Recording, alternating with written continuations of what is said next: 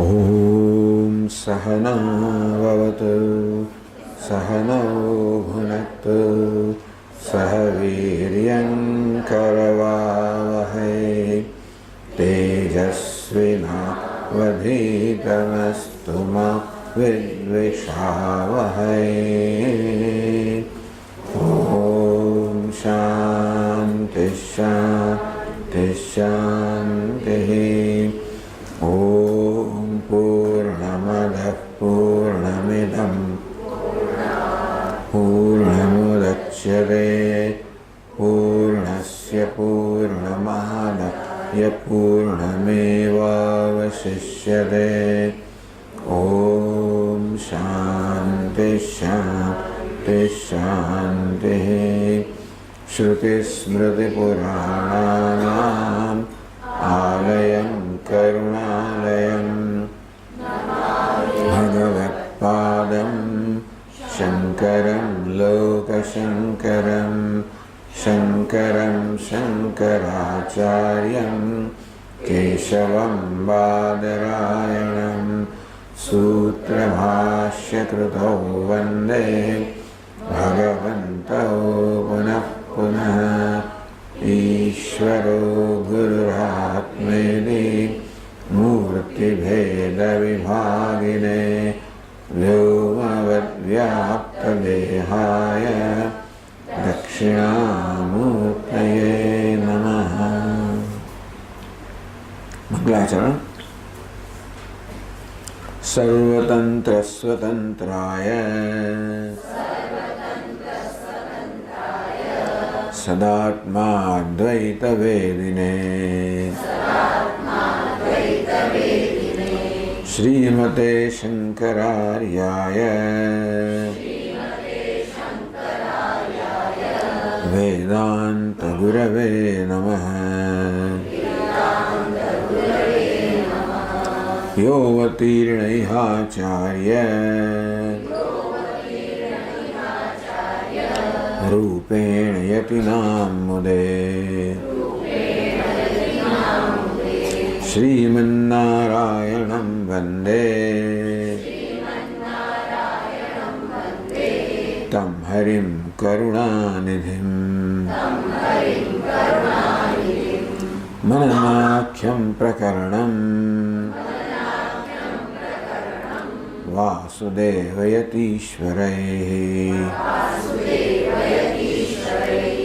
रचितं विस्तरेणाद्य संग्रहेण प्रकाश्यते। बालानामुपकाराय मम विज्ञानसिद्धये तत्र श्रीबालगोपाल कृष्णः सन्निहितो भवेत्।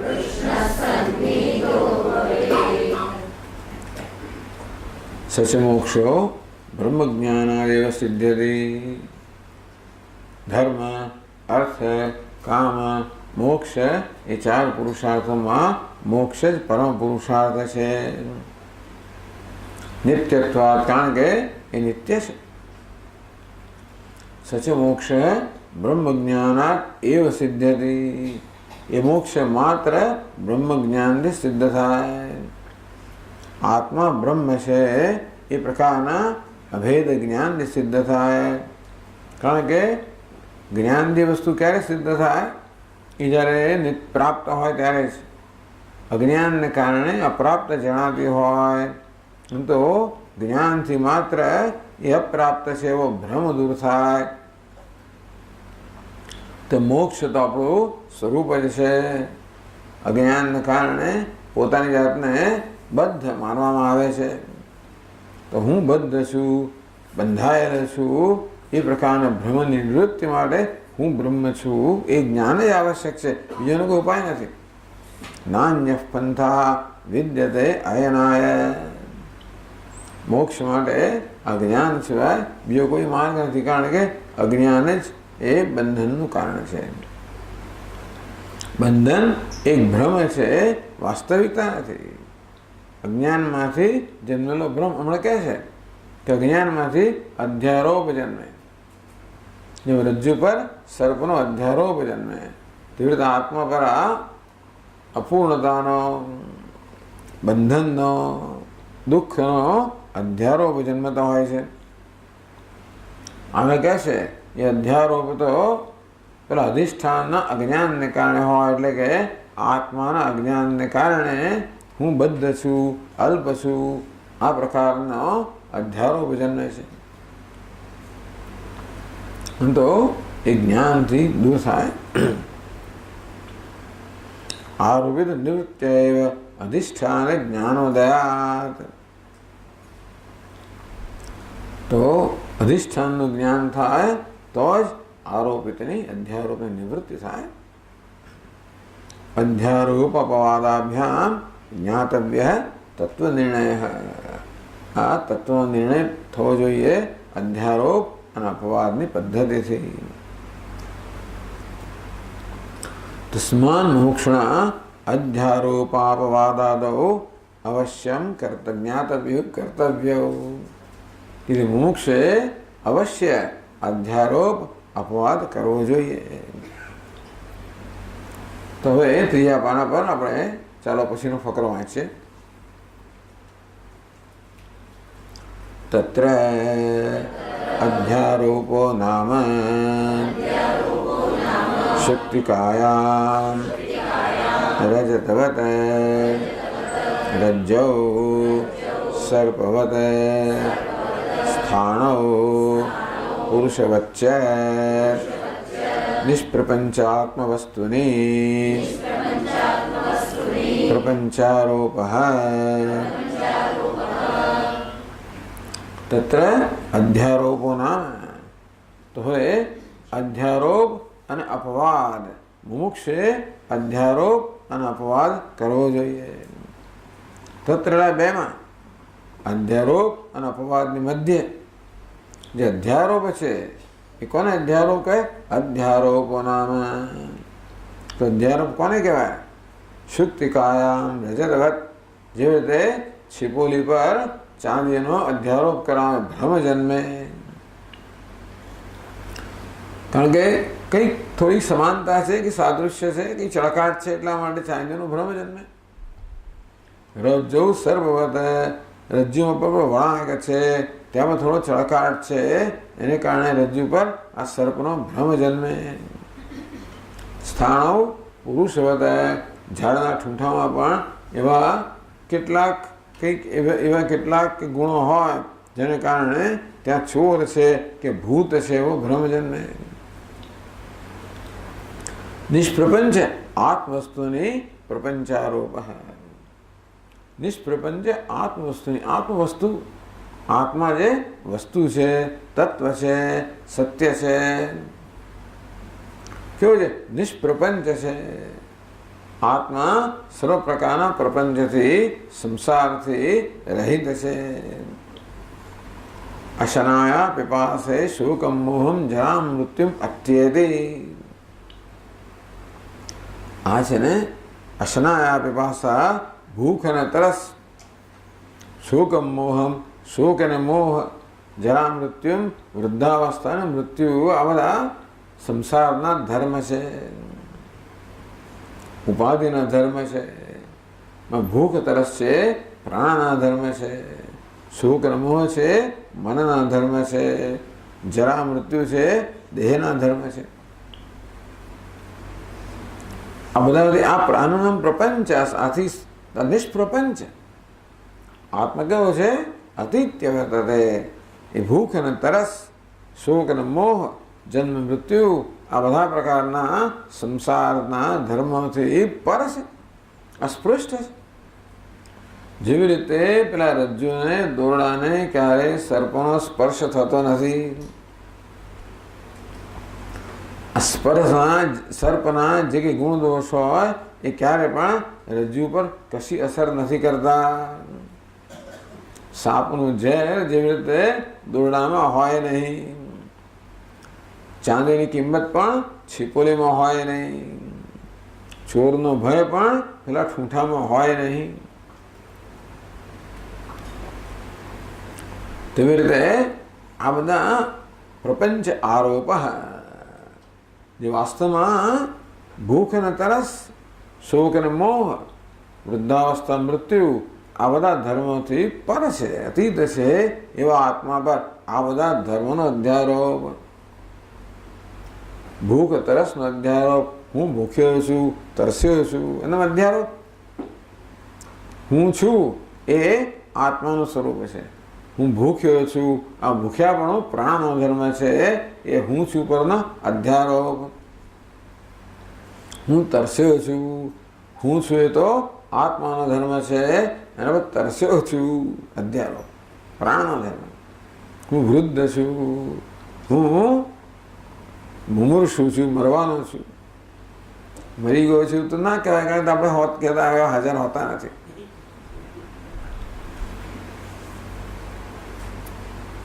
હું દુઃખી છું, શોકગ્રસ્ત છું, વિષાદી છું, મૂળ છું.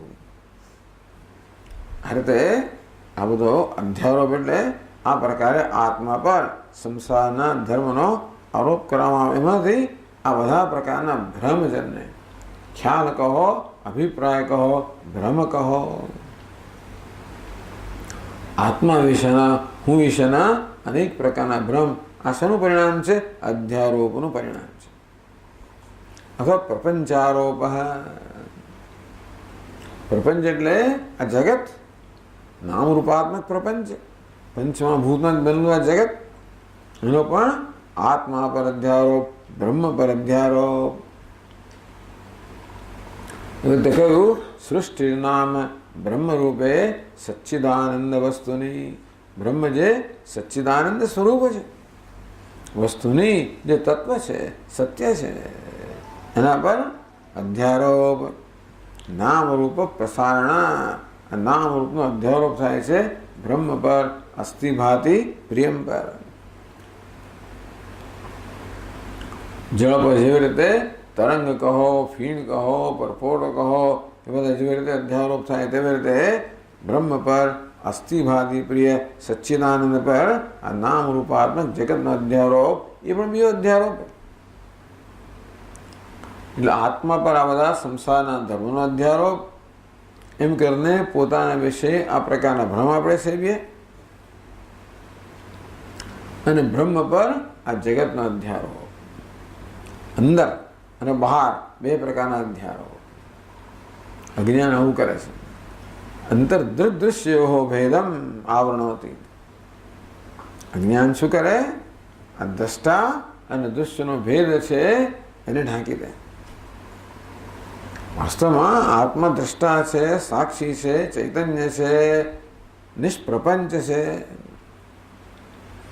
આ ભૂખ તરસ વગેરે પ્રાણના, શરીરના, મનના ધર્મો છે કે દૃશ્ય છે. આત્મા એમનાથી અત્યંત ભિન્ન છે, અસ્પૃષ્ટ છે. અંતઃ દૃશ્યો ભેદમ. અંદર દ્રષ્ટા અને દૃશ્યનો ભેદ જે છે એને ઢાંકીને ત્યાં આગળ બંને જ્યાં બે છે ત્યાં એક કરી દે છે. તેથી હું ભૂખ્યો છું, હું વૃદ્ધ છું, હું દુઃખી છું, આ પ્રકારનો ખ્યાલ જન્મ્યો. બહિશ્ચ બ્રહ્મ સર્ગયો. એ જ અવિદ્યા. આ બહાર છે બ્રહ્મ અને સર્ગ. સર્ગ એટલે જગત, સૃષ્ટિ. એનું વાસ્તવમાં તો અસ્થિભાદી બ્રહ્મ છે. આ નામરૂપ છે, એના પર અધ્યારોપ. બંને જુદા જ છે. નામરૂપને એ અસ્થિભાદી પ્રિય નામને કોઈ સ્પર્શ નથી, છતાં પણ અસ્થિભાદી પ્રિય પર નામરૂપનો અધ્યારોપ. આમ નિષ્પ્રપંચ આ બધું સમજાવશે. આ તો આપણે એકદમ જરા ખ્યાલ આપી દઈએ છીએ. નિષ્પ્રપંચ આત્મવસ્તુની પ્રપંચારૂપમ. ટૂંકમાં જ્યાં પ્રપંચ નથી એવા તત્વ પર પ્રપંચનો આરોપ. જ્યાં સંસાર નથી એ તત્વ પર સંસારનો આરોપ. જ્યાં બંધન નથી ત્યાં બંધનનો આરોપ. દુઃખ નથી, બંધન નથી, ત્યાં દુઃખનો, બંધનનો આરોપ. બે આરોપ કેવી રીતે જન્મે? એનું કારણ શું? આગળ કહે છે अयमध्यारोपः वस्तु अज्ञानात् आगतः। अयम अध्यारोपः, अध्यारोप हमेशा वस्तु अज्ञानात् आगतः, वस्तुना तत्वना अधिष्ठानना अज्ञानમાંથી જ ઉત્પન્ન થાય। ત્યારે કહ્યું ને સુક્તિકાયામ રજતવત, છિપોલીમાં ચાંદીનો અધ્યારોપ, એ છિપોલીના એટલે ટૂંકમાં આપણી સમક્ષ પેલી છિપોલી પડેલી છે, આપણે એને છિપોલી રૂપે ઓળખતા નથી, એટલા માટે ત્યાં ચાંદીનો અધ્યારોપ થયો। અધ્યારોપ કહો, ભ્રમ કહો, કલ્પના કહો।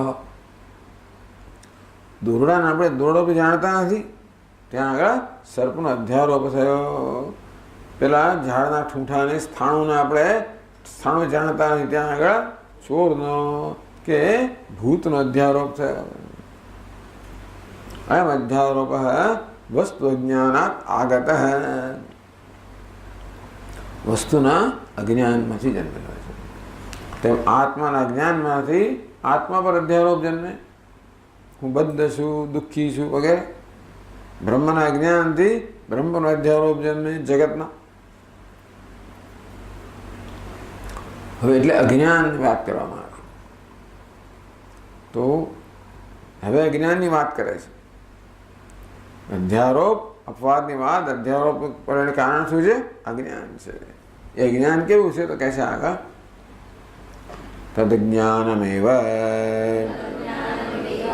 અવિદ્યા તમઃ મોહઃ મૂલ પ્રકૃતિઃ પ્રધાનમ ગુણસામ્યમ અવ્યક્તમ માયા ઇતિ ચ ઉચ્યતે। તો અજ્ઞાનમ, તે અજ્ઞાન જેને કારણે અધ્યારોપ જન્મે છે એ અજ્ઞાન। તદેવ અવિદ્યા, એને અવિદ્યા પણ કહે છે। કે જ્ઞાન શબ્દ વપરાય, ક્યાં આગળ અવિદ્યા શબ્દનો પ્રયોગ થાય। જ્ઞાન એટલે જ વિદ્યા, અજ્ઞાન એટલે જ અવિદ્યા। તમઃ, ક્યાં કહે? તમઃ, તમસ એટલે અંધકાર, તમસ એવું કહેવામાં આવે છે। મોહ અવિવેક, ક્યાં કહે ને મોહ કહેવામાં આવે છે। આમ તો મોહ એટલે અધ્યારોપ, આગળ કહેશે આપણને અજ્ઞાનની બે શક્તિઓ છે, આવરણ અને વિક્ષેપ। તમને મોહ એટલે વિક્ષેપ, અવિવેક। મૂળ પ્રકૃતિ, એની ક્યારેક મૂળ પ્રકૃતિ કહેવામાં આવે છે। પ્રધાનમ, ક્યારેક પ્રધાન કહેવામાં આવે। કોઈ મૂળ પ્રકાર જ્ઞાન કહેતું હોય કે પ્રધાનના જ્ઞાન કહેતું હોય, પણ એટલે ગુણ સામ્યમ, પ્રધાન એટલે જ ગુણ સામ્યમ। આ જગત છે ને આપણું, એ સત્વ રજસ તમસ આ ત્રણ ગુણોમાંથી સર્જાયેલું છે। પણ આ સૃષ્ટિનો પ્રારંભ થયો પહેલા પ્રલય અવસ્થામાં આ ત્રણ ગુણોની કેવી સ્થિતિ હતી? સામ્ય અવસ્થા। સત્વ રજસ તમસ એ ત્રણેયમાં સમાન અવસ્થા હતી, એટલા માટે કોઈ પ્રકારની પ્રવૃત્તિ ન હતી। ત્યારે પ્રલય અવસ્થા છે। સૃષ્ટિ ક્યારે જન્મે? એમાં કંઈક વિષમતા આવે। પેલા બિલિયર્ડના બોલ હોય ને, આ બધા ગોઠવેલા હોય, કોઈ પ્રવૃત્તિ જરાક પછી એને અડકવામાં આવે, જે બધું ગબડવા માંડે। તેવી રીતે પ્રલય અવસ્થામાં સત્વ રજસ તમસ આ ત્રણ ગુણોની સામ્ય અવસ્થા, લોકો બેલેન્સમાં છે, ઇક્વિલિબ્રિયમમાં છે, અને કોઈ પ્રકારની પ્રવૃત્તિ નથી। તો એ અવસ્થા કહો, એને પ્રધાન કહેવામાં આવે છે। એ પ્રધાનમાં જ્યારે પછી કંઈક પ્રવૃત્તિ શરૂ થાય તેને પ્રકૃતિ કહેવામાં આવે। કંઈક વિષમતા ગુણમાં આવે એટલે સૃષ્ટિનો પ્રારંભ થાય એ અવસ્થાને પ્રકૃતિ, પ્રકર્ષેણ કૃતિ યોગ્યત્વાત, સારી રીતે કૃતિ એટલે કે સર્જન થાય કરી શકે છે માટે એને પ્રકૃતિ કહે છે। પ્રધાન પ્રકૃતિ કહેવાય છે। બધાને ગુણ સામ્ય, ગુણની સામ્ય અવસ્થા. સામ્ય એટલે બધા ગુણ જ્યારે સમાન હોય. માયા ઇતિ ઉચ્યતે, માયા પણ કહે છે. એટલે ટૂંકમાં શાસ્ત્રમાં ભિન્ન ભિન્ન સ્થળોએ આ બધા શબ્દોનો પ્રયોગ છે. હજી તો એક અવ્યાકૃત રહી ગયું પાછું. એક છે અવ્યાકૃત, એ પણ એવો પણ શબ્દનો પ્રયોગ છે. તદ્ધેદંતરી અવ્યાકૃતમાસીત. અવ્યાકૃત વ્યાકરણ અને એટલે જેવી રીતે સોનાનો એક લંપ પેલી આપણે પિંડ હોય એનું વ્યાકરણ કરે, બધા અલંકારો બને, વિશેષથી સ્પષ્ટ રીતે એ બધાની અભિવ્યક્તિ થાય. તો અવ્યાકૃત એ પ્રકારની અભિવ્યક્તિ ન હોય એ અવસ્થાને અવ્યાકૃત કહે.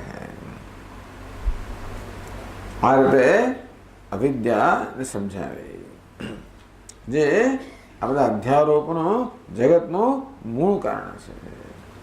આપણા સંસારનું મૂળ કારણ, જગતનું પણ મૂળ કારણ. હવે આગળ કહે ચોથા પાના પર આપણે બધા બહુ શબ્દોનો ભલે કહ્યા, પણ મૂળ શબ્દો તો એટલા બધાનો અહીંયા ઉપયોગ નહીં થાય. તો કહ્યું આપણને કે તમે આ બધા શબ્દો વપરાય છે એના માટે. એટલે તમે વેદાંત અભ્યાસ કરો ત્યારે જુદા ગ્રંથોમાં કદાચ જુદા જુદા શબ્દો તમે જોવા મળે તો ગૂંચવાઈ ન જવા માટે કહેવામાં આવ્યું કે આ બધા શબ્દોનો પ્રયોગ થતો હોય છે.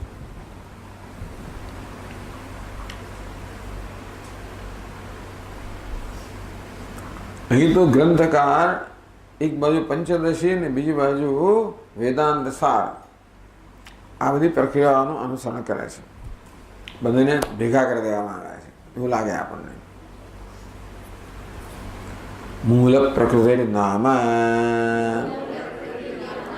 શુક્લ રક્ત કૃષ્ણતંત્ર સમુદાય રૂપ રજ્જુવત સત્વરજસ્તમો ગુણ સમુદાય રૂપા. મૂળ પ્રકૃતિ, પછી પ્રકૃતિ, પછી મૂળ પ્રકૃતિ.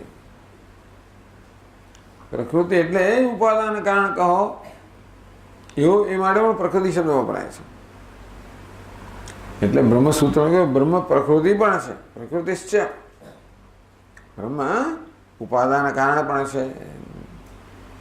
તો મૂળ પ્રકૃતિ નામ, જે મૂળ પ્રકૃતિ છે, જે પ્રકૃતિ બધાનું મૂળ છે. તો એનું કોઈ મૂળ નથી, એ બધાનું મૂળ છે. પ્રકૃતિની કોઈ ઉત્પત્તિ નથી. એ કેવી છે? અનાદિ છે. વિદ્યનાદિ ઉભાવપી પુરુષમ પ્રકૃતિમ ચૈવ વિદ્યનાદિ ઉભાવપી. ભગવદ ગીતામાં કહ્યું કે પુરુષ અને પ્રકૃતિ બંને અનાદિ છે. મૂળ પ્રકૃતિ નામ કેવી છે? સત્વરજસ્તમો ગુણ સમુદાય રૂપા. મૂળ પ્રકૃતિ કહો એ સત્વ, રજસ અને તમસ, આ ત્રણ ગુણનો સમુદાય છે. એ જ મૂળ પ્રકૃતિ. પ્રકૃતિ કહો, મૂળ પ્રકૃતિ કહો.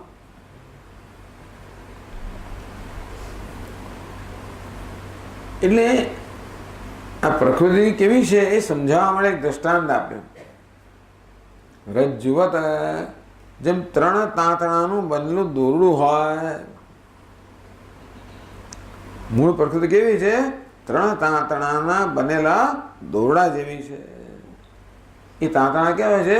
ત્રણ જુદા જુદા રંગના છે. શુક્લ, રક્ત, કૃષ્ણ. એક સફેદ, લાલ અને કાળો.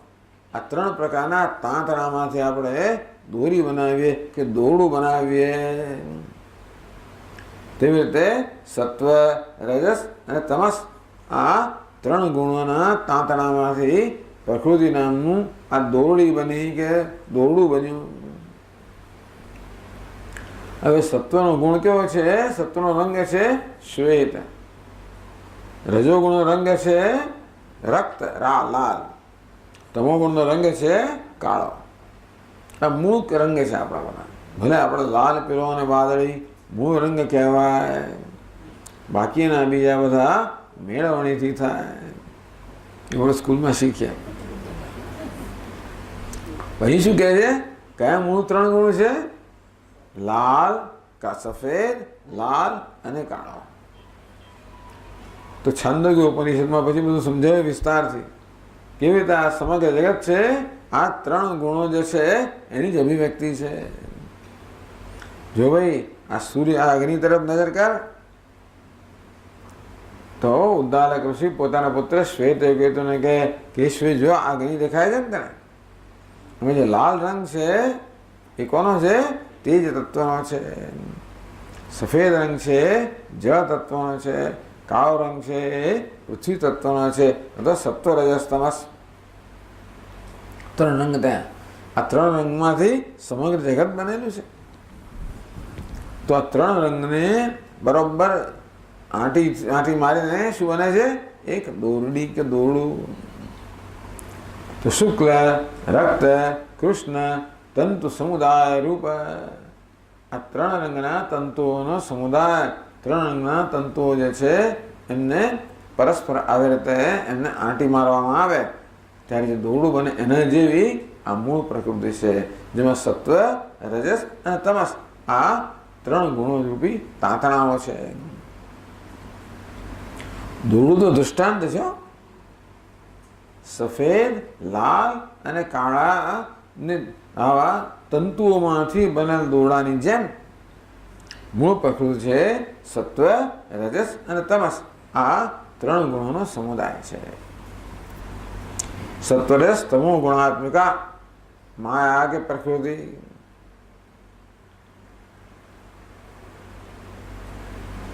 પછી એને વિશે આગળ કહે છે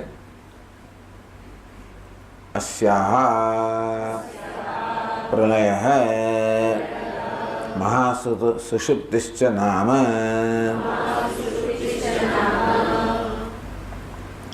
આ મૂળ પ્રકૃતિમાં બે નામ છે. પ્રલય કહો કે મહાસુષુપ્તિ કહો. મહાપ્રલય ના કહો, પ્રલય જ કહો. પ્રલય કહો કે મહાસુષુપ્તિ, મોટી સુષુપ્તિ, સમષ્ટિ સુષુપ્તિ. ઈશ્વર ઊંઘી ગયો હોય. ટૂંકમાં જ્યારે પ્રલયની અવસ્થા હોય ત્યારે આ સત્વ, રજસ, તમસ આ 3 ગુણો છે એ સામ્ય અવસ્થામાં હોય એને પ્રધાન કહો, મૂળ પ્રકૃતિ કહો. તો ક્યાં તો એને પ્રલય કહો કે મહાસુષુપ્તિ કહો. આપણે એક જણ ઊંઘી જઈએ ત્યારે સુષુપ્તિ કહેવાય. બધા જગતના બ્રહ્માંડના બધા જ જો ઊંઘી જાય એને મહાસુષુપ્તિ કહેવાય. એને પ્રાકૃતિક લય કહેવાય, ઘણું બધું કહેવાય. પ્રાકૃતિક અને પ્રલય એટલે ચાલો પ્રકૃતિનો લય કે મહાસુષુપ્તિ. આપણી સુષુપ્તિ છે ને એના જેવી અવસ્થા. આપણે જ્યારે નિદ્રામાં હોઈએ ત્યારે ત્યાં કેવું છે? અવ્યક્ત અવસ્થા. આગળ કહેશે તો કલ્પના બધા જીવો, ઈશ્વર ઊંઘી ગયો છે, બધા જીવો ઊંઘે છે, એને મહાસુષુપ્તિ કહેવામાં આવે. એ જગતની કારણભૂત અવસ્થા છે. આપણી સુષુપ્તિ છે એ જાગ્રત અને સ્વપ્ન બેની કારણભૂત અવસ્થા છે. કે સ્થૂળ અને સૂક્ષ્મ બેની કારણભૂત અવસ્થા. એવી રીતે આ મહાપ્રલય કહો, મહાસુષુપ્તિ કહો, ઈશ્વરની સુષુપ્તિ કહો, એ આ સમગ્ર સ્થૂળ અને સૂક્ષ્મ જગતની કારણભૂત અવસ્થા છે.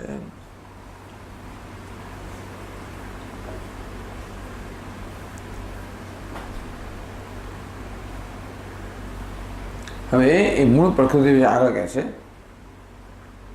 अस्या मूल प्रकृतौ अनन्तकोटिजीवाः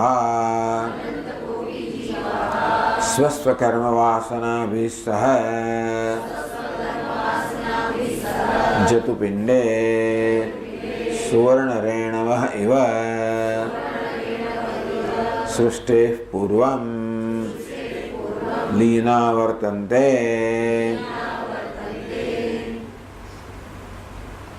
अयम् अनुभवः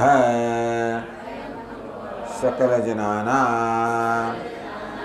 सुषुप्त्यवस्थायाम् अस्ति।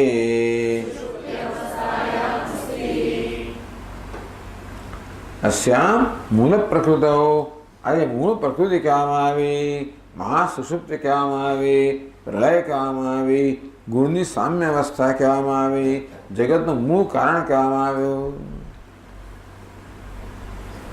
તો પ્રલય વખતે બી આ બધા જેવો ઊંઘી ગયા છે, કોઈ મરી નથી જતો.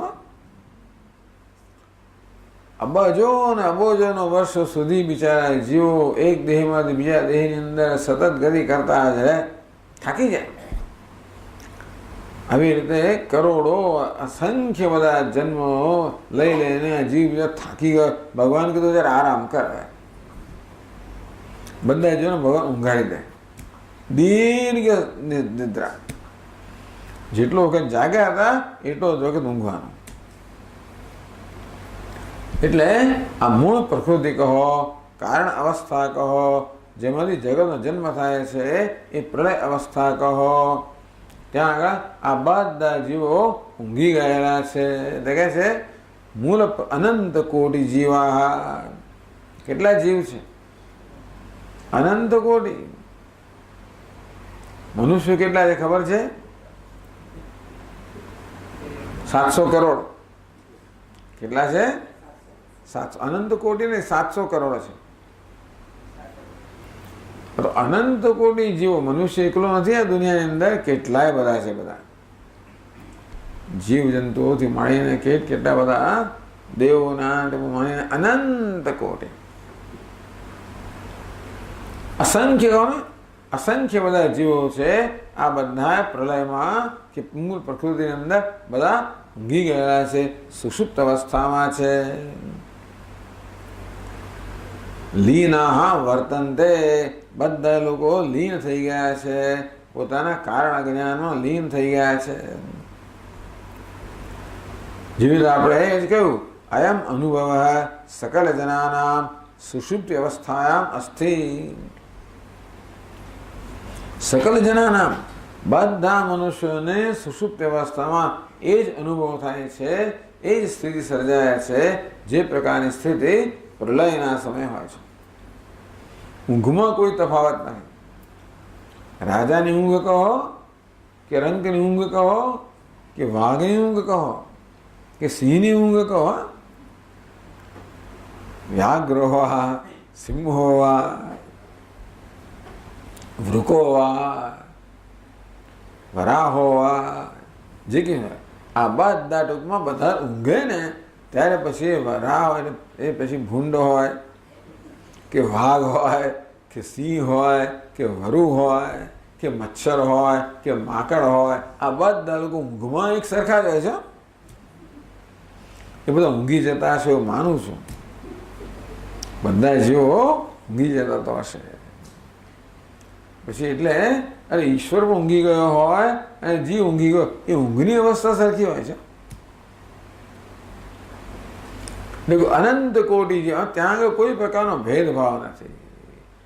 સુષુપ્તિમાં કોઈ ભેદભાવ નથી.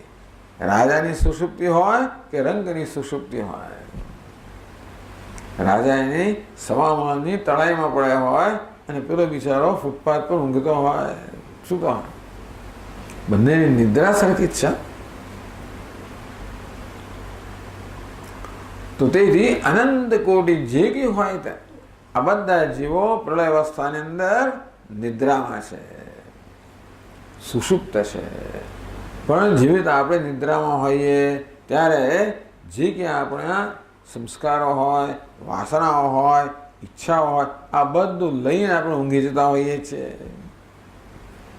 ઊંઘમાં કશી વસ્તુનો નાશ થતો નથી, માત્ર આ બધી વસ્તુઓ પોતાના કારણમાં લીન થઈ ગઈ હોય છે.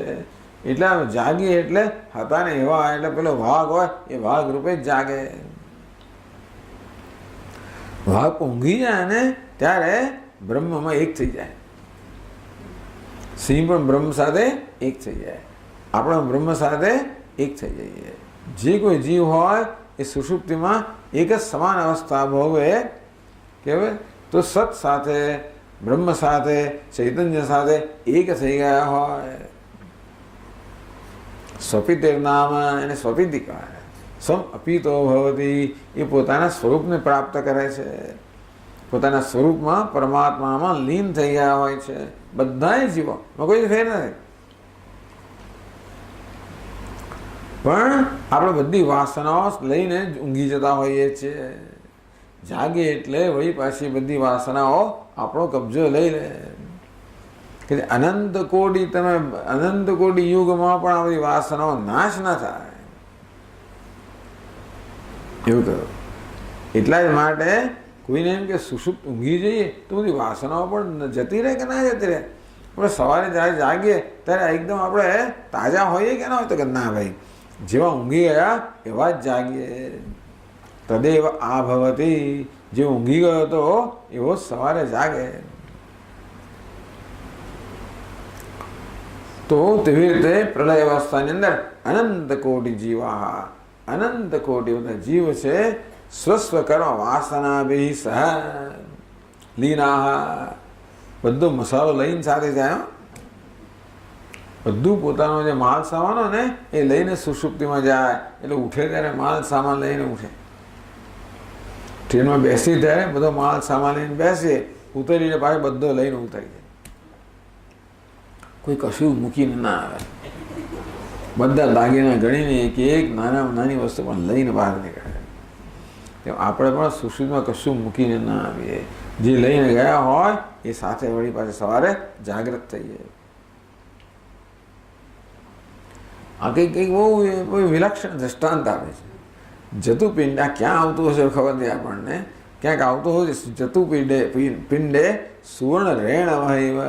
જતું લાખ, તો લાખનો ગોળો હોય, પિંડ હોય, એમાં સુવર્ણ રેણ વહે. સુવર્ણ એટલે સોનાના બધા રેણુઓ હોય, સોનાના કણો હોય. લાખમાં સોનાના કણનો આવો પ્રસંગ ક્યાં આવતો હશે આપણે ખબર નથી. બંગડીમાં? હા, લાખ પર ચડાવે બંગડી લવાય. એ બંગડીનો પેલો મૂળ બેઝ લાખનો હોય, એના પછી આ બધું ચડાવેલું હોય.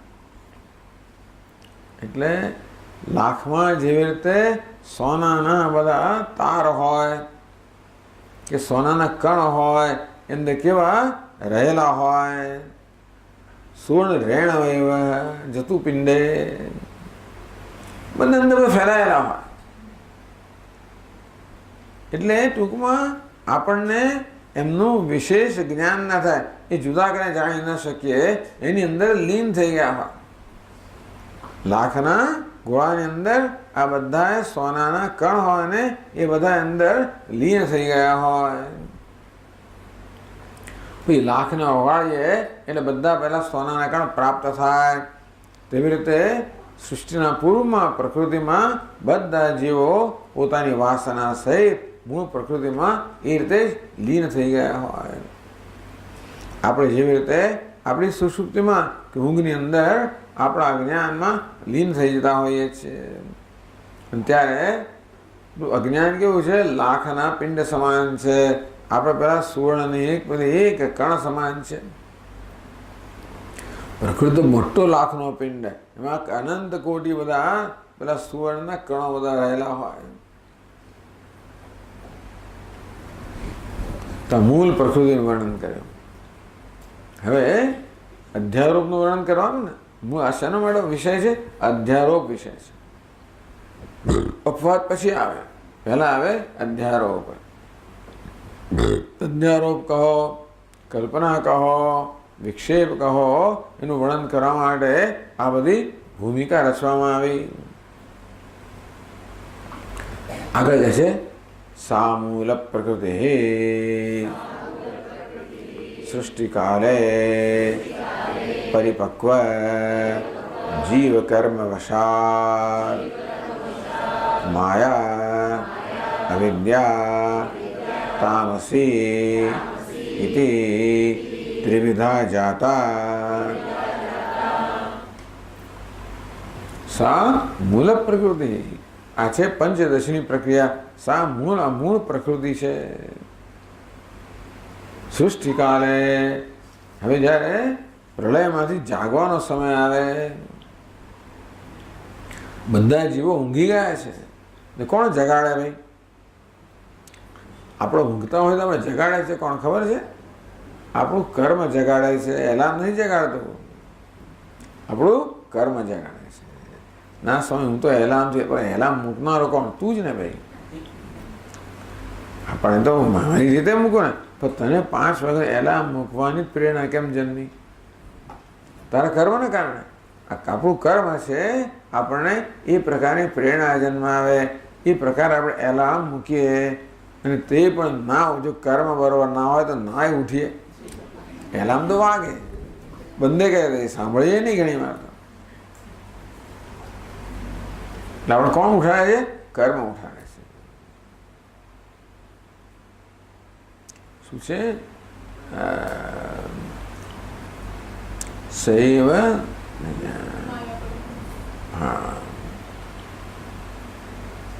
તમોભૂત સ્તમોભિભૂત પુનશ્ચ જન્માંતર કર્મયોગાત સૈવ જીવ સ્વપિતિ પ્રબુદ્ધ પુનશ્ચ જન્માંતર કર્મયોગાત.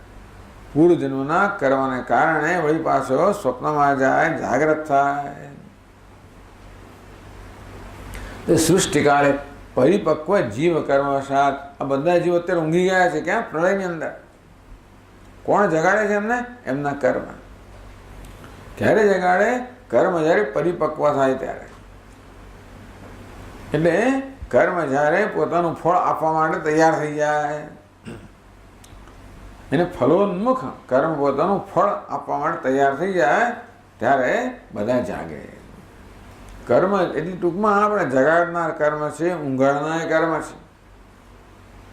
સ્વપ્નમાં કોણ ઉત્પન્ન કરે? કર્મ ઉત્પન્ન કરે. તો પરિપક્વ જીવ કર્મવશાત. બધા જીવોના કર્મ જ્યારે પરિપક્વ થાય ત્યારે આ મૂળ પ્રકૃતિ છે એ માયા, અવિદ્યા, તામસીથી ત્રિવિધા જાતા. આ મૂળ પ્રકૃતિ છે એ 3 વિભાગમાં વહેંચાઈ જાય. સર્જન જ્યારે થવાનું હોય ને ત્યારે આ મૂળ પ્રકૃતિ છે એ આ 3 વિભાગમાં વહેંચાઈ જાય. આવું કંઈક આ પ્રકારે અહીંયા વર્ણન છે. માયા, અવિદ્યા, તામસી. મૂળ પ્રકૃતિ તો એક જ છે, એના આ 3 વિભાગ કરવામાં આવ્યા. માયા, અવિદ્યા અને તામસી કહેવામાં આવ્યું. પછી કહે છે આપણને માયામાં સત્વગુણની પ્રધાનતા છે, અવિદ્યામાં રજોગુણ તમોગુણની પ્રધાનતા છે, તામસીમાં તમોગુણની પ્રધાનતા છે. આ પ્રકૃતિ 3 પ્રકારની થઈ કે પ્રકૃતિના 3 વિભાગ થયા. કારણ કે 3 વસ્તુ જગતમાં છે ને, જીવ, જગત અને ઈશ્વર. એક જ પ્રકૃતિમાં આ 3 છે, જીવ, જગત અને ઈશ્વર. એ સમજાવશે કે એક પ્રકૃતિ છે એમાં જ્યારે સત્વગુણની પ્રધાનતા હોય ત્યારે પ્રકૃતિને માયા કહે છે. એ માયામાં ચૈતન્ય પ્રતિબિંબિત થાય એને ઈશ્વર કહે છે. એ જ પ્રકૃતિની જ્યાં મલિન સત્વ વિચારો રજોગુણોથી તમોગુણોથી મલિન થઈ ગયો છે. માયા કેવું છે? વિશુદ્ધ સત્વ. જ્યાં રજોગુણ તમોગુણનો કોઈ પ્રભાવ નથી, જ્યાં માત્ર સત્વગુણનો જ પ્રભાવ છે, વિશુદ્ધ સત્વ. તો એ વિશુદ્ધ સત્વની પ્રધાનતા છે એ પ્રકૃતિને માયા કહેવામાં આવે. જ્યાં રજોગુણ તમોગુણની પ્રધાનતા છે પણ સત્વ છે ખરું, મલિન સત્વ. જ્યાં સત્વ છે એ રજોગુણ તમોગુણને કારણે મલિન થઈ ગયો છે, એમાં પ્રતિબિંબ ચૈતન્ય જીવ કહે છે. જ્યાં તમોગુણની પ્રધાનતા છે એમાં પ્રતિબિંબ ચૈતન્ય જગત કહે છે. આ રીતે જીવ, જગત અને ઈશ્વર આ 3 હસ્તીઓ છે. જીવ એટલે આપણે, જગત જેની સાથે વ્યવહાર કરીએ છીએ તે. ઈશ્વર કોણ છે? જગતનું સર્જન કરનાર. ટૂંકમાં આપણા જીવનમાં આ 3 હસ્તીઓ છે, જીવ, જગત અને ઈશ્વર. બસ એમાંથી આ 3ને સમજીએ તો બધું સમજી જઈએ. આપણું જીવન આ 3 હસ્તીઓનું, 3 વસ્તુઓનું બનેલું, 3 તત્વોનું બનેલું. જીવ, જગત અને ઈશ્વર. એટલે સમજાવશે જીવ, જગત અને ઈશ્વર આ ત્રણે કેવી રીતે ઉત્પન્ન થાય છે, એટલે કેવી રીતે એ શું છે એમનું સ્વરૂપ એ સમજાવશે. એવું છે ને કે પ્રલયમાં આ બધા પ્રકારના આવી જે વિશેષતાઓ છે એ ત્યારે અભિવ્યક્ત ન હતી, અવ્યક્ત અવસ્થા હતી. પણ જ્યારે સૃષ્ટિનો પ્રારંભ થાય ત્યારે પ્રકૃતિના ત્રણ અવસ્થાઓ છે એ પણ અભિવ્યક્ત થાય. તો જો માયા, અવિદ્યા અને તામસી આવા ત્રણ કહેવામાં આવ્યા. હવે એક પછી એક ત્રણને સમજાવે છે. તત્ર માયા વિશુદ્ધ સત્વ પ્રધાના તત્ર પ્રતિબિંબિતમ સત સૃષ્ટે પૂર્વમ વિદ્યમાનમ બ્રહ્મ ચૈતન્યમ ઈશ્વરઃ ઇત્યુચ્યતે. આ ત્રણની વાત છે, માયા, અવિદ્યા અને તામસ. તત્ર એ ત્રણની મધ્યે જે માયા છે, વિશુદ્ધ સત્વ પ્રધાન. જો પ્રકૃતિમાં ત્રણ ગુણો કયા ને, સત્વ, રજસ અને તમસ, એમાં જ્યાં સત્વની જ પ્રધાનતા છે, વિશુદ્ધ, જે રજોગુણ તમોગુણથી મલિન થયેલું, એટલે રજોગુણ તમોગુણની લગભગ એમની હાજરી વર્તાય જ નહીં, માત્ર સત્વગુણની હાજરી જ વર્તાય, એ અવસ્થાને વિશુદ્ધ સત્વ. એ વિશુદ્ધ સત્વ પ્રધાન પ્રકૃતિને જ માયા કહેવામાં આવે. તત્ર માયા વિશુદ્ધ સત્વ પ્રધાન. આ બધું આપણે બહુ વર્ષો પહેલા પંચદશીમાં શીખી ગયા, બહુ વર્ષો થઈ ગયા વાતમાં. વળી પાછું થોડું રિવિઝન થાય છે. જો તમે કંઈ નોંધ લખતા હો, નોટ લખતા હો અને પંચદશી વખતે હાજર હો તો તમે તમારી નોટ જોજો. પંચદશીના પહેલા જ પ્રકરણની અંદર આ બધી ત્યાં ચર્ચાઓ આવે છે.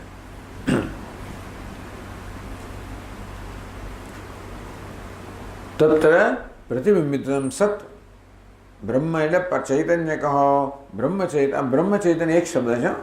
એ બ્રહ્મ આગળ એક બ્રહ્મને ચૈતન્ય આમ બે જુદા શબ્દો લાગે છે છાપવામાં, પણ બ્રહ્મ સાથે એક નાનકડી પેલું ડેશ કરી દેવાનો. બ્રહ્મ ચૈતન્ય તત્ર એટલે બ્રહ્મ ચૈતન્ય તો એક જ છે.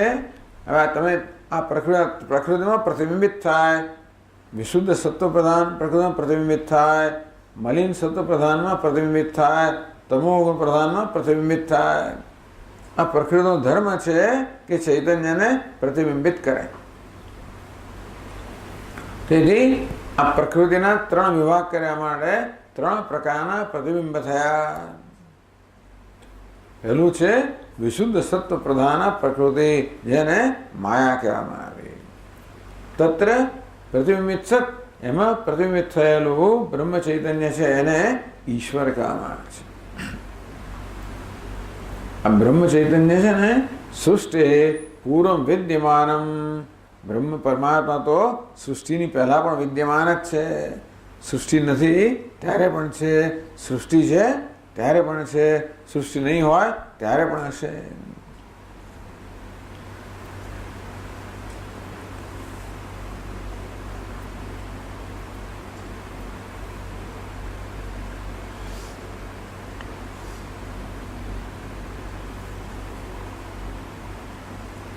તો બ્રહ્મ ચૈતન્ય, બ્રહ્મને જ ઈશ્વર કહેવામાં આવે છે. કયું બ્રહ્મ? આ માયા કે વિશુદ્ધ સત્વની ઉપાધિવાળું, એના વેશવાળું કહો. એમ કહો કે બ્રહ્મ જ્યારે માયાનો વેશ ધારણ કરે, માયા કેવી છે? એમાં સત્વગુણની પ્રધાનતા છે. આમ વિશુદ્ધ સત્વ પ્રધાના જે પ્રકૃતિ છે, માયા છે, એમાં પ્રતિબિંબિત ચૈતન્ય કહો, એની ઉપાધિવાળું ચૈતન્ય કહો, એમાં એનો વેશ પહેરનાર ચૈતન્ય કહો, એને ઈશ્વર કહે. જો એક જ બ્રહ્મના ત્રણ વેશ છે, એક જ બ્રહ્મ ત્રણ પ્રકારના વેશ ભજવી રહ્યું છે. ભલે આપણે ત્રણ કહીએ, જીવ, જગત અને ઈશ્વર આ ત્રણ હસ્તીઓ ભલે આપણે કહીએ, પણ ખરેખર આ ત્રણ છે એકની જ અભિવ્યક્તિ છે. એક જ અભિનેતા જેવી રીતે રાજા પણ બને, ભિખારી પણ બને, પ્રધાન પણ બને, તેવી રીતે એક જ પરમાત્મા કહો, એક જ બ્રહ્મ ચૈતન્ય કહો, બ્રહ્મ કહો, ચૈતન્ય કહો, પરમાત્મા કહો, એ જ આ ત્રણ વેશ ધારણ કરે છે, જીવનો, જગતનો અને ઈશ્વરનો. તો પેલો એક જ અભિનેતા જ્યારે રાજા પણ કહેવાય, ભિખારી પણ કહેવાય, પ્રધાન પણ કહેવાય, તો આ ત્રણે જુદા પણ કોણ? એમનો વેશ. વાસ્તવમાં આ વેશ ધારણ કરનાર અભિનેતા તો એક જ છે, છતાં આપણે ત્રણ નામ થયા. કેમ ત્રણ નામ થયા? એના વેશને કારણે. એક જ અભિનેતા એક વેશને કારણે રાજા એવું નામ પ્રાપ્ત કરે, એ જ અભિનેતા બીજા વેશને કારણે ભિખારી એવું નામ પ્રાપ્ત કરે, એ જ અભિનેતા ત્રીજા વેશને કારણે પ્રધાન એવું નામ પ્રાપ્ત કરે. એક જ બ્રહ્મ ચૈતન્ય એક પ્રકારના વેશને કારણે ઈશ્વર કહેવાય, એ જ બ્રહ્મ કે ચૈતન્ય બીજા વેશને કારણે જીવ કહેવાય, એ જ વળી બ્રહ્મ કે ચૈતન્ય ત્રીજા વેશને કારણે જગત કહેવાય. ભલે ત્રણ જણાતા હોય પણ આખા કેવા છે? એક જ બ્રહ્મ ટ્રિપલ રોલમાં છે, ત્રણ રોલમાં, જીવના, જગતના, ઈશ્વરના. એટલે આપણે તો જગત સાથે વ્યવહાર કરીએ એટલે આપણે એમ કે બીજા કોઈ વ્યવહાર કરીએ છીએ, પણ ખરેખર આ રૂપમાં પણ કોણ છે? આ વ્યવહાર કરનારનું રૂપ કોણ છે? એ જ ચૈતન્ય. જેની સાથે વ્યવહાર થઈ રહ્યો છે જગત પણ કોણ છે? એ જ ચૈતન્ય અભિવ્યક્તિ. અને આ બધાનું સર્જન કરનાર પણ કોણ? ઈશ્વર. એની જ અભિવ્યક્તિ. આ બહુ મહત્વનું છે. ટૂંકમાં આ બધી વિવિધતામાં એકતા રહેલી છે, એ જ વેદાંતનો મુખ્ય આપણો ઉપદેશ છે. એટલે અત્યારે અધ્યારોપને કારણે એક અનેક રૂપમાં ભાસી રહ્યો છે. અધ્યારોપ કોને કહેવાય? એક જ છે, અનેક રૂપમાં ભાસતો હોય. એક જ પરમાત્મા, જીવ, જગત અને ઈશ્વર આ ત્રણ રૂપે ભાસી રહ્યો છે. એટલે ભાઈ પછી આપણને કહે છે કે ભાઈ આ જીવ ને જગત કે જુદા અને ઈશ્વર જુદા નથી. જીવ ઈશ્વરો વેશ હતી, આ તો માત્ર વેશને કારણે જ એમનો ભેદ છે. વાસ્તવમાં સત સ્વભાવ હતો. આમ જોવા જઈએ સ્વરૂપથી તો બધા એક જ છે. એટલે અનેકમાં રહેલા એક જે તત્વ છે, એ આત્મા છે, એનો ઉપદેશ કરવા માટે આ બધી પ્રક્રિયાઓ છે, બધી પદ્ધતિઓ છે. મૂળ વસ્તુ કહેવાનો પ્રયોજન એ છે, તો કહેવાનું તાત્પર્ય એ છે કે ભાઈ એક જ તત્વ છે, એ જ આ ત્રણ નામથી ઓળખાય છે, જીવ, જગત અને ઈશ્વર. કેમ ત્રણ નામ પડ્યા? કારણ કે ત્રણ પ્રકારના વેશ છે. તો પહેલા એ બ્રહ્મ, ઈશ્વર ક્યારે કયા પ્રકારનો વેશ પહેરતો ઈશ્વર કહેવાય? તો કે માયાનો વેશ પહેરે ત્યારે બ્રહ્મને ઈશ્વર કહેવાય. એ જ્યારે અવિદ્યાનો વેશ પહેરે ત્યારે એને જીવ કહેવાય. એ જ્યારે તમોગુણનો વેશ પહેરે ત્યારે એને જગત કહેવાય. તો તમે એક વેશને માયા કહો છો, બીજા વેશને અવિદ્યા કહો છો, ત્રીજા વેશને તામસી કહો છો. આ વેશના ત્રણ નામ કેમ? એક પેલો રાજાનો વેશ, એક ભિખારનો વેશ, એક પ્રધાનનો વેશ. વેશમાં જ ભેદ છે. તો ભાઈ માયામાં શું વિશેષતા છે? તો કે વિશુદ્ધ સત્વ પ્રધાન. જ્યાં વિશુદ્ધ સત્વની પ્રધાનતા છે એવી પ્રકૃતિ એને માયા કહેવાય. એ વેશ ધારણ કરનાર, કે એમાં પ્રતિબિંબિત થનાર, કે એમાં અવિચ્છિન્ન કહો, એનાથી મર્યાદિત કહો, એ પરમાત્માને, બ્રહ્મને, ચૈતન્યને ઈશ્વર કહેવામાં આવે છે. એટલે આ બધું વર્ણન શેને મળે છે? આપણને અનેકતામાં રહેલા એક તત્વનો બોધ કરવા માટે છે. અનેકતાનું વર્ણન કરવા માટે એમ ના કે અનેકતા સાચી છે. અનેકતામાં જે એક રહ્યો છે એનો બોધ કરવા માટે આ બધો વિસ્તાર કરે. શું કરે છે? અધ્યારોપ કરે છે. એક જ આ ત્રણ રૂપે ભાષે, પછી બતાવશે કે ત્રણ વાસ્તવમાં એક જ છે. અપવાદ. સૃષ્ટિ પૂર્વ વિદ્યમાનમ બ્રહ્મ. બ્રહ્મ કેવું છે? અનાદિ છે, એનો કોઈ આદિ નથી, પ્રારંભ નથી, માટે સૃષ્ટિના પહેલા પણ વિદ્યમાન છે. બ્રહ્મચૈતન્યમ ઈશ્વર ઇતિ ઉચ્યતે. એને એ બ્રહ્મ ઈશ્વર એવું નામ ધારણ કરે છે. અને બીજા પણ નામ છે. તસ્ય અવ્યાકૃતઃ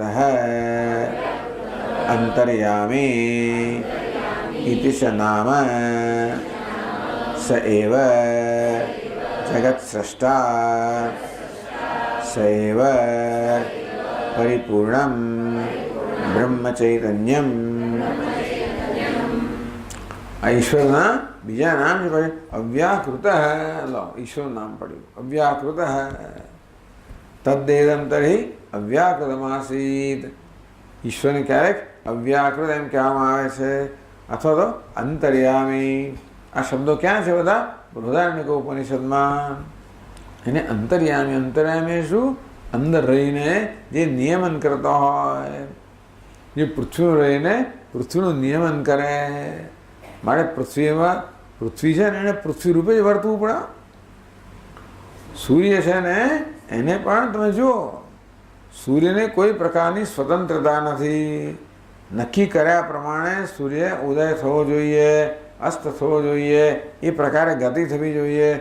સૂર્યની, ચંદ્રની, અગ્નિની, વીજળીની, પૃથ્વીની, જળની, આ બધા તત્વો પોતપોતાના ધર્મ પ્રમાણે અને એમને નિયમિત કર્યા હોય, નિયુક્ત કર્યા હોય એ પ્રકારે જ આચરણ કરતા હોય છે. એ બતાવે છે કે આ બધાનું નિયમન કરનાર કોઈ નિયંતા છે. એ નિયંતા ક્યાં છે? અંદર જ બેઠેલો છે. પૃથ્વીનું નિયંત્રણ કરનાર નિયંતા કોઈ ત્યાં નથી. ક્યાં છે? પૃથ્વીમાં જ છે. યહ પૃથિવ્યામ તિષ્ઠન. પૃથ્વીમાં જ રહેલો છે અને પૃથ્વીનું નિયમન કરે છે. સૂર્યમાં રહીને સૂર્યનું નિયમન કરે, ચંદ્રમાં રહીને ચંદ્રનું નિયમન કરે, આપણામાં રહીને આપણું નિયમન કરે. યામી. યામી એટલે શું? યમ એટલે નિયમ કરનાર, નિયંત્રણ કરનાર. અંતર્યામી અંદર રહીને નિયંત્રણ કરનાર. ત્યાં બેઠો વડે ભગવાન એ દોરી સંતે અહીંયા જ બેઠેલો છે, અંદર જ બેસીને બધું. એટલે કે ઈશ્વર સર્વભૂતાના હૃદદેશે અર્જુન તિષ્ઠતિ. ઈશ્વર તો છે પ્રાણી માત્રના અંતરમાં જ રહેલો છે. ત્યાં બેસીને જ્યાં બધું નિયમન કરે છે. અંતર્યામી ઇતિ ચ નામ સૈવ જગત સ્રષ્ટા. ઈશ્વર જ છે એ જ જગતનું સર્જન કરનાર છે. સૈવ પરિપૂર્ણમ બ્રહ્મ ચૈતન્યમ. આ બધું જગતનું સર્જન વગેરે કરે એટલે એમ ના માનવું કે ખરેખર એનામાં કર્તૃત્વ કે ભોક્તૃત્વ હોય. વાસ્તવમાં કેવું છે? પરિપૂર્ણ ચૈતન્યમ. લોકો એમ કે બ્રહ્મ જુદો ને ઈશ્વર જુદો. લોકો એવું માનતા હોય ને પાછા કે બ્રહ્મ જુદું, નિર્ગુણ જુદું ને સગુણ જુદું. કે નહીં નહીં, એ જ પરિપૂર્ણ ચૈતન્ય કહો, નિર્ગુણ બ્રહ્મ કહો. એ જ આ માયા વેશને કારણે સગુણ બ્રહ્મ કહેવાય. વેશ વગરનું છે એ નિર્ગુણ બ્રહ્મ, વેશ સહિતનું છે એને આપણે સગુણ બ્રહ્મ કહીએ. બધા ગુણો ક્યાં છે? માયામાં છે. તો માયામાં બધા પ્રકારના ગુણો છે. એ માયારૂપ વેશ ધારણ કરવાના કારણે બ્રહ્મ પણ સગુણ બ્રહ્મ કહેવાય, જેના પર ગુણનો અધ્યારોપ થાય. સૈવ પરિપૂર્ણ બ્રહ્મ ચૈતન્ય. એ જ વાસ્તવમાં પરિપૂર્ણ બ્રહ્મ ચૈતન્ય છે. પછી આપણે આગળ કરશું. ચાલો. ઓમ પૂર્ણમદ પૂર્ણમિદમ પૂર્ણાત પૂર્ણમુદચ્યતે પૂર્ણસ્ય પૂર્ણમાદાય પૂર્ણમેવાવશિષ્યતે. ઓમ શાંતિ શાંતિ શાંતિ. શંકરં શંકરાચાર્યં કેશવં બાદરાયણં સૂત્રભાષ્યકૃતૌ વંદે ભગવन्तौ પુનઃ પુનઃ. ઈશ્વરો ગુરુરાત્મેતિ મૂર્તિભેદવિભાગિને વ્યોમવદ્વ્યાપ્તદેહાય દક્ષિણામૂર્તયે નમઃ. ઓમ શાંતિ શાંતિ શાંતિ. हरि ओम। श्री गुरुभ्यो नमः। हरि ओम।